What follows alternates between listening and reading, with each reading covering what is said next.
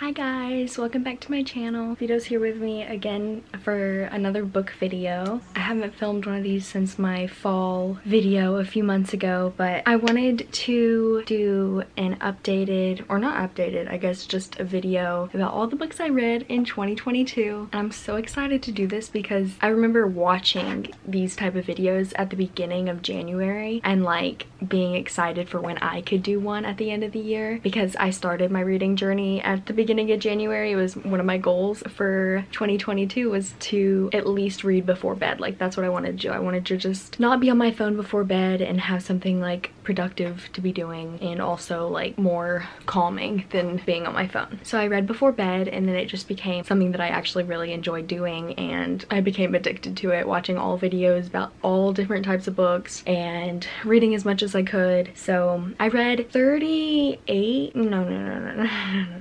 I read 36 books in 2022, and honestly, like seeing other people's videos and they've read like 100 books this year, I felt like, well, 30 is not that many. But in the past years, I haven't read any. And so I think looking at this big stack in front of me, knowing I've read this plus more, like I'm pretty proud of myself. So yeah, I just wanted to go through all the books I read this year. Of course, it's not going to be a whole analysis of it, but I'm just going to try to do a shortened version, how I felt about the books, my ratings and everything like that. And hopefully y'all can find some good recommendations from this video if you're getting into reading. I'm just gonna go through my Goodreads and talk about the books I read this year. You can follow me on Goodreads if you would like. I think it's just Jenna Gerald, honestly. I'll leave it here if it's not, but yeah, I'm pretty sure it's just Jenna Gerald. So starting off, I read The Silent Patient by Alex Michaelides. Is this not bright enough? What if it's not bright enough? I think that's better. Hopefully. I always have so much trouble with lighting because it's so hard to tell with this little tiny viewfinder. Okay, let's start over.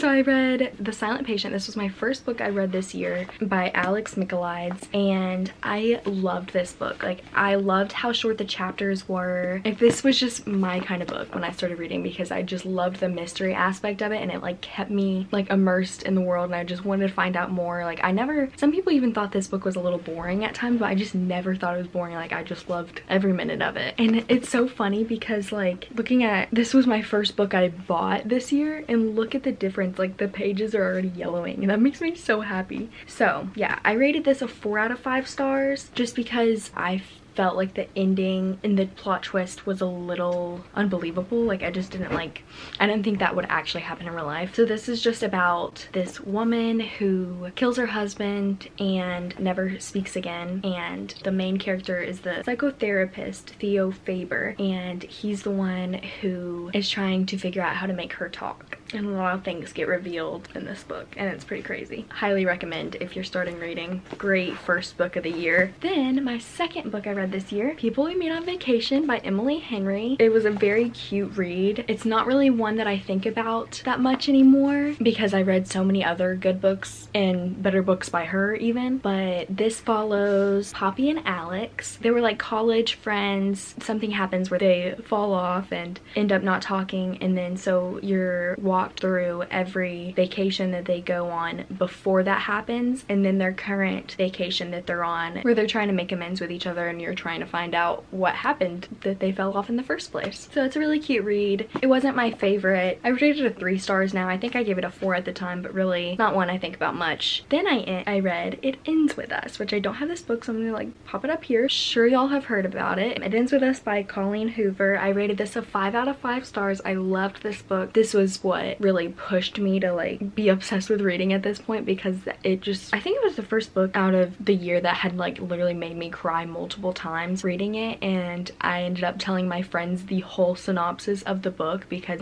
it was just so good and so entertaining. That book follows Lily, and Lily meets this man on the top of an apartment building that is not her own, and it's just the story of her figuring out this new relationship but also having her past and diary entries from her past with this other guy named Atlas from when she was in high school. And a lot of stuff goes down. It's really sad. Check trigger warnings if you want to read that book. Very sad, but really good. good. Okay, and then I read Cole's favorite book, which is The Alchemist by Paulo Coelho. I don't know. But this follows this boy named Santiago, and he travels from, me literally reading the synopsis, but he travels from Spain to the Egyptian desert in search of a treasure buried near the pyramids. And along this way he meets different people and kind of just like, it's kind of like a self-discovery, like learning about the meaning of life, what's important, stuff like that. That was this book. I rated it a 3 stars, I think. Yeah, it wasn't my favorite. I honestly felt like there wasn't like a set plot. It felt like every chapter was like a different short story about the same person, if that makes sense. Like it wasn't like super plot driven, it was more character driven, but I wasn't really like too immersed in that character, so I didn't really care as much as I wanted to. Next, I read my first Taylor Jenkins Reid book, which was Malibu Rising, and I remember just loving this book. It was not what I expected it to be because I didn't realize it was going to be mainly about their past as it was. I rated this a 4 out of 5. I think looking back I would have rated it a 3 out of 5 because opinions change once you read more books. It literally says read with Jenna on it. So that's kind of cool because I'm Jenna. But this follows a family of siblings and they are throwing this party. So it goes from like early in the morning all the way until the next morning. So it's like a 24-hour period. And so you see them like setting up for everything. They all have different secrets. It also follows their past from their parents' history to what happens with them and how that ties into where they are now in life. This party and all the events that happen with that. And at the end of the night, their house is gonna burn down and you don't really know why, and it kind of goes along everything that leads up to that. This was a good one. It's the most beautiful cover ever. Like, look how pretty this is, but not one I really think about very often. Okay, next one I read was Beach Read by Emily Henry, which is one of my favorite books that I read this year. I loved this book so much. I loved the banter. Gus and January, loved them together. I rated this a 5 out of 5 stars, by the way. But this follows January and Gus, and January has just moved to her dad's like secret house that he had with his mistress, and she moves there after he dies and is just trying to clean up and sell it because she inherited it. And the next door neighbor is Gus, which happens to be like this like college rival kind of situation, and they're both writers, and so they make this deal because since they're both writers and they're both in a writing slump, they both decide to switch genres and help each other write their books by taking them on inspiring like outings. So January is a romance writer, so they basically go on dates, and then Gus is like a literary fiction writer and they go on research type of excursions so that to help January get some inspiration for this literary fiction that she normally doesn't know how to write. And then of course, you know, things happen and sparks fly, but it was great. One of my favorite books ever. And then I read November 9th by Colleen Hoover. I rated this a 4 out of 5 stars at the time. It may even be a 3 out of 5 because it was not my favorite. It was more of like a meet cute type of situation where they meet and then they decide that every year on November 9th that they will get together, but for the rest of the year they won't speak or anything. A lot of secrets get unraveled throughout this book. I have a lot of good quotes that I've highlighted and stuff. This honestly was a pretty good book. I don't know. 3 out of 5, 4 out of 5. I'm not sure. It was pretty good. I don't really want to say too much more because I don't want to spoil anything, but it has a big plot twist that's pretty crazy, and I'm pretty sure I cried in this book too. Okay, after November 9th, I actually borrowed my friend Madeline's collection of the Cruel Prince trilogy by Holly Black, and so I read the first book and I gave that a 3 out of 5 stars. I cannot honestly tell you the synopsis of this story because it is a fantasy book following like fae and humans and just kind of like political intrigue, stuff like that, plus a little subplot of romance. Can't really go too much in depth because I really could not tell you what that book is about, honestly, or the series, but I'm just gonna tell you my ratings. So The Cruel Prince I rated a 3 out of 5. I honestly read that book, said yeah, that's not for me. I will not be finishing the rest of the series. I don't think I'll be continuing the series, but I wanted to give it another try. So a couple months later, I read The Wicked King, and I actually really loved that book. Like, I think about that book sometimes. Like, when I'm listening to music or something, I'm like, wait, this reminds me of that book. I don't know, but I really liked that one. So I rated that one a 4 out of 5 stars, but honestly it was really good, like 4.5. It was good. And then the third book was The Queen of Nothing, and this for me didn't feel like as memorable as The Wicked King did, but I still really liked it, and I liked the plot and everything. A lot of stuff goes down. I think there definitely could have been more romance, like everybody says, but I kind of liked the little hint that you got throughout like each book, and like you kept wanting more of them together. I think I rated that one a 5 out of 5. I'm not even gonna lie. No, 4 out of 5. So after I read that Cruel Prince, I read The Seven Husbands of Evelyn Hugo by Taylor Jenkins Reid. I think Taylor Jenkins Reid and Colleen Hoover have probably been my most read authors this year. I've read like 3 Taylor Jenkins Reid and like 3 or 4 Colleen Hoover books. I love Taylor Jenkins Reid. I think she has so many great quotes in her book, like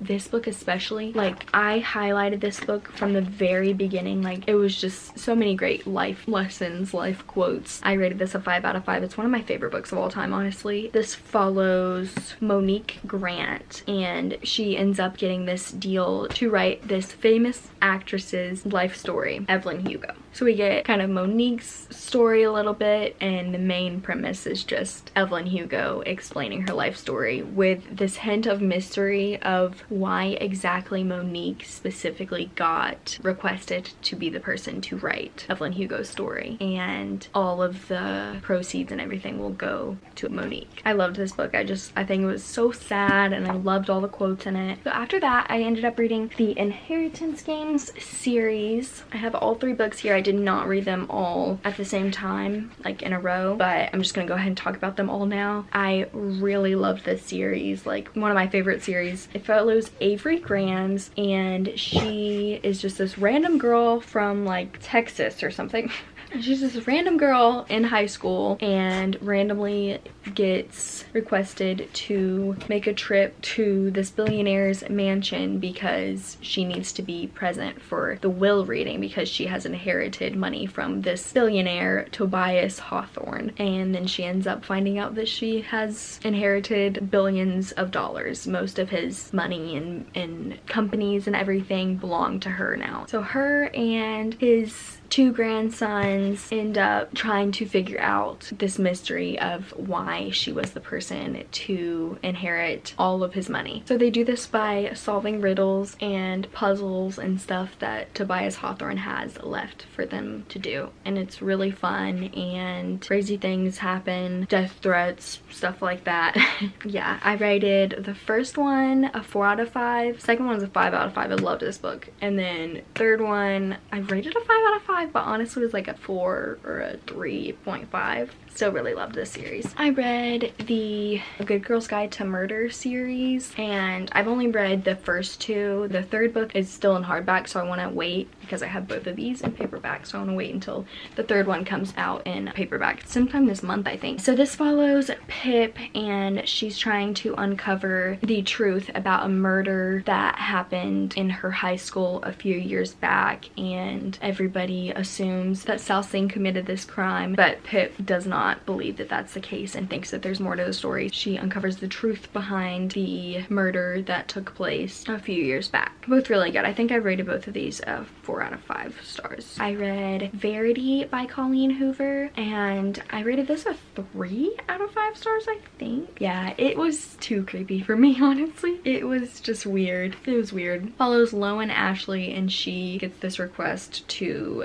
finish off Verity, a famous author's novel series. So she ends up having to go to her house, and Verity is not in any condition to finish the series. So Lowen ends up going to her house, staying there with Verity and Verity's child, and husband ends up finding her manuscripts and decides to read them and uncovers a lot of weird things about Verity and what she did before this accident occurred to her. I thought it was just creepy and weird. I don't know. Like I got through this book really fast and I really liked it. In the beginning I was like, wow, this is crazy. But in the end I was like, this is just weird. Then I read Aristotle and Dante Discover the Secrets of the Universe by Benjamin Elier Sanus. I don't know how you pronounce this, but this basically follows Aristotle and Dante and their friendship together, and they are just like, I'm not sure how old they are, but they're middle school, high school aged, and them just kind of discovering themselves and going through life together, all their hardships that they experience. And it kind of was more character driven than plot driven. I ended up rating this a 3 out of 5. It was honestly really hard to get through for me. I guess maybe I just don't really like character driven books really, because it literally felt like every chapter was just a different short story. It just wasn't my favorite book, honestly. I felt like it was kind of sad. It kind of just felt like a lot of sad things happening to these characters and then them like resolving it or making light of the situation. I don't know. Yeah, I rated that a 3 out of 5. It was not my favorite. Then I read You Can Only Die Once. You Can Only Die Once by Shelley Costa. This is like a little tiny cute mini book that I read. I thought it was interesting. It was definitely, it's like a funny murder mystery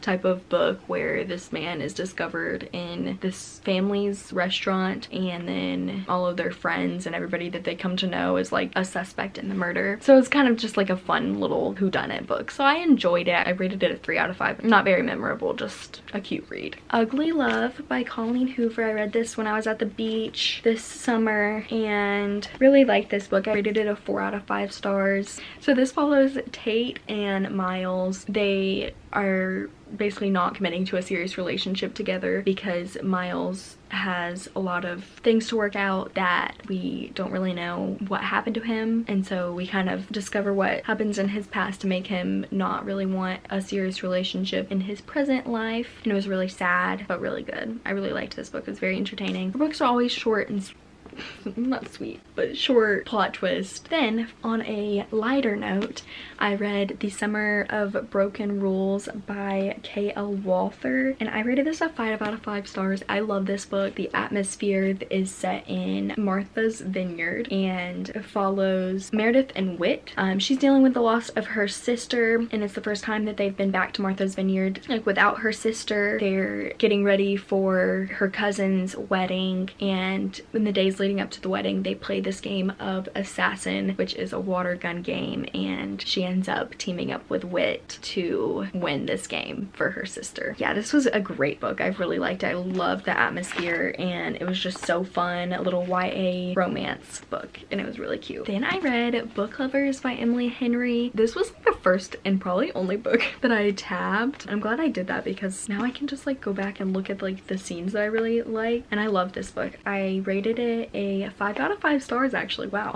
But it follows Nora Stevens, and she's kind of workaholic type of person. She ends up going with her sister on this trip to kind of get away from her life in New York, I think, and stumbles upon Charlie Lastra, who is kind of like her work nemesis. They work in the same type of field with books. I think they end up renovating Charlie Lastra's family's bookstore in this small town. Keep bumping into Charlie Lastra. So enemies to lovers, very cute, highly recommend. I don't know why I can't really remember anything about that book honestly when I rated it a 5 out of 5. And then I read the MindF series on my Kindle by St. Abbey, and I loved this series so much. Like, an overall rating for this would definitely be a 5 out of 5. I just loved how quick it was and eventful and suspenseful. Basically it follows this woman, Lana. Lana is a serial killer. She ends up dating Logan, maybe Logan, I don't know his name. Logan, who is a FBI detective or something. And yeah, and they date, but she's on a murder spree and he is the detective for the case, and you follow how that unravels and all the people that she's killing and why she's doing it. So yeah, I just really enjoyed that. It reminded me kind of like Dexter, the TV series, and I loved that show. Of course I would love a book about a murderer. Then I read One of Us is Lying on my Kindle because I had been wanting to read that for so long, and I just rented it on Libby. I really liked it. I rated it a 4 out of 5 stars. Basically, it follows these high school students who all get detention randomly. Like I think they don't even know really why they get detention. They all get detention and they're in this room, and one of the people ends up dying, and then they're all suspects, and it's just their story about how these individual people that did not know each other before end up forming relationships with each other and discovering who was behind this student's death. And yeah, and there's like romances in it and stuff. But I really liked it. Then I read The House Across the Lake by Riley Sager and rated this a 3 out of 5 stars. It basically follows this former actress who, I think she's an actress, this former famous person who her husband passes away. She's just kind of on a downward spiral, so she goes to this lake house and is kind of just like stuck there, secluded from everybody else, and starts watching her neighbor across the lake with binoculars, and suddenly the wife goes missing and she decides she can't uncover what happened to her. That was a good one. I didn't really like the plot twist at all, and I think a lot of people kind of feel that way, that like it was very out there and that it was just not my turn of events that I would have enjoyed reading about. But it was good nonetheless. Very entertaining. I loved the whole scenery of being at the lake and watching the house, the mystery of it all. I liked that aspect of it. Then I read Mary Jane by Jessica Anya Blau, and look how pretty this cover is too. It's just gorgeous. This is a literary fiction book about this girl, Mary Jane. She's from a very sheltered household, and her family just kind of does things by the rules, strict and organized, but she ends up taking a summer job at another house in her neighborhood and discovers a whole another world of people, because the father is a psychologist and ends up helping this famous actor and his drug addiction. They were just so different from her family, but in the best way possible. Like, these characters are just so lovable. I don't really know what else to say about this, but it was great. So after Mary Jane, I was actually listening to Apples Never Fall by Leanne Moriarty. This was just, I rated it a 3 out of 5, but really I'm way too nice with my ratings. It was a 2 out of 5. Like, it was not good. But I think also if I had not listened to it, maybe I would have enjoyed it more. Yeah, basically this mother goes missing and the adult children try to uncover like what happened to her, and the plot twist or the ending of like what happened to her. It was just, I don't recommend this book, honestly. It's not worth your time. Then I read The X Hex by Erin Sterling, and I loved this book so much. I read it at the perfect time. I think it was in October when I read this book, and it was just like the perfect little Halloween type of book. Like, this just reminds me of Halloween Town in a book. Follows Vivian, and she ends up casting a spell or a curse on her ex-boyfriend. She sees the ex-boyfriend like a couple years later or something, and he is still cursed, so they have to work together to try to figure out how to undo this curse that she accidentally put on him. And I just loved it. It was so good. I rated it a 4 out of 5, I think. And then I read Six of Crows by Leigh Bardugo, and this follows the Six of Crows. They are set on a mission to basically break somebody out of jail because they are the person who is responsible for making this drug that enhancing the powers of the Grisha, and it's very dangerous. And so he is assigned to break this person out of jail so that he is in safe hands and won't cause destruction to the world. And I loved it. I rated it a 4 out of 5. I still need to read the second book, and I also did not read the Shadow and Bone trilogy beforehand. I just went right into it, and I ended up loving it. I never thought it was boring or anything. I didn't think it was hard to get into. So if you're thinking about reading this but don't want to read Shadow and Bone, just go right into it. It's really good. Then I read Bunny by Mona Awad. I hated this book so much. I need to be nicer. Very much did not like this book. It follows Samantha, and she is scholarship student, a writer, and there's this group of bunnies, and they're really weird. They all call each other bunnies, and she ends up getting invited to one of their smut salon meetings, and then a lot of crazy things go down, and she's basically on drugs the whole time or something. I don't know, like, just the way she acts is pretty crazy. I did not like this book. It made me feel really weird, honestly. 3 out of 5, I think. or 2 out of 5. And then I listened to I'm Glad My Mom Died by Jeanette McCurdy, and I listened to this on an audiobook and I really enjoyed it. I'm not gonna rate it because I feel like I shouldn't rate somebody's actual life story, but I did really enjoy it. It was just kind of her life story and her story of growing up in the spotlight but not really having a choice in the matter. And so then the last book I read in 2022 was Daisy Jones and the Six by Taylor Jenkins Reid. I think this was a great way to end off the year, honestly, because this book was so good. I love this book. I finished it on the plane to Arizona, which is a vlog that I have up, last video it should be. And then this follows Daisy and the band The Six and just their whole story together of rising to stardom and everything that comes along with being in a rock band and traveling the world and all the crazy stories that comes along with that. So like always, Taylor Jenkins Reid has a lot of good life lessons, life quotes in it. This whole book is in dialogue format because it follows the band basically as if they are all in retirement at this point, and then like they're recounting their experience throughout the years. So yeah, really enjoyed this book. 5 out of 5 stars. My camera is now dying because I've been filming for so long, literally like an hour, but I hope y'all enjoyed this book video. I will have more book videos in the future because I just love these videos. I love watching these videos. So yeah, like and subscribe, and hopefully I'll be seeing y'all shortly. Bye.